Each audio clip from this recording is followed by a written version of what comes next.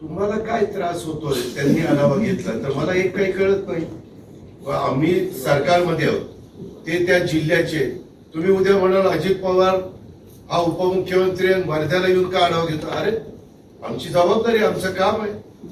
ज्यावेळेस बाबा राजेश बाकारे इथं काही अडचण आहे का, आमचे समीर पुनावारजी इथं काही अडचण आहे का विचारायला नको.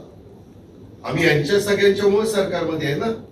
त्याच्यावर एक सिनियर नेते म्हणून भुजबळ साहेबांच्याकडे बघितलं जातं. त्याने अनेक वर्ष तिथं काम केलेलं आहे, राज्याचे उपमुख्यमंत्री म्हणून काम केलेलं आहे.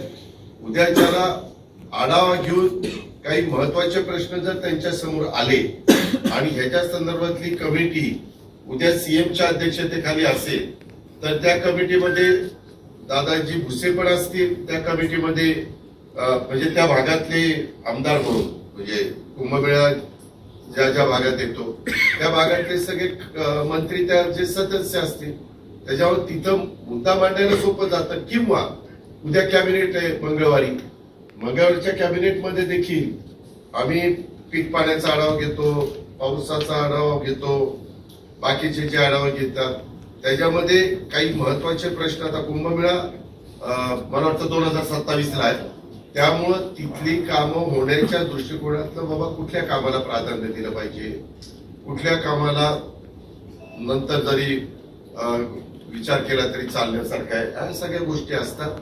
आणि मागं काही कुंभमेळ्यामध्ये त्यांनी काम तिथं केलेलं आहे. त्याच्यामुळं एखाद्याला एखाद्या कामाचा अनुभव असेल आणि त्यांनी आढावा घेतला तर त्याच्यात चूक काहीच नाही.